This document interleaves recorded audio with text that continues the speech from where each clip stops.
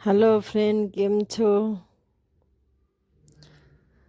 આ reveal civil tap આવે છે, જે સિલાઈનો સામાન મળતો હોય ત્યાંથી મળી જાય છે આપને, ને ઓનલાઈન બી મળે છે. ઓનલાઈન થોડીક મોંઘી પડે છે, ને જે સિલાઈની લોકલ દુકાનો હોય, સિલાઈનો સામાન મળતો હોય ત્યાંથી આ ટેપ મળી જાય છે આપને.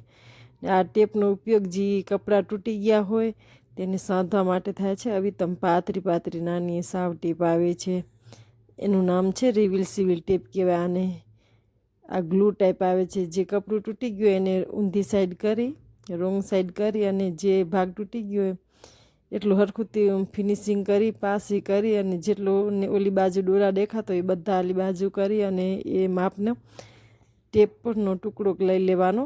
સિંગલ ચાલે ને ડબલ ફોલ્ડ કરીને બી ચાલે એટલો, ને પાછો એટલો જ કાપડનો ટુકડો મેચિંગ લેવાનો. હું તો તમને દેખાય એના માટે થોડોક મોટો અને થોડોક ડિફરન્ટ લીધો છે કે ખબર પડે આવી તમે સંદાણી.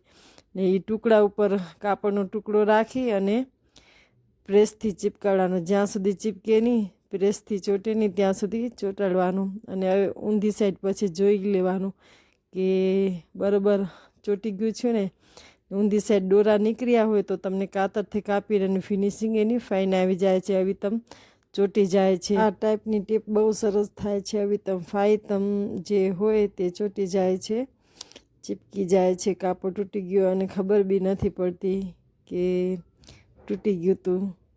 ને જે ઊંધી સાઈડ દોરા દેખાતા હોય એ ફિનિશિંગ કરી અને કાપી દેવાના. તમને મારો વિડીયો ગમે તો લાઈક કરજો, શેર કરજો અને કમેન્ટ્સ કરજો. અને તમને આના વિશે કાંઈ બી જાણવું તો મને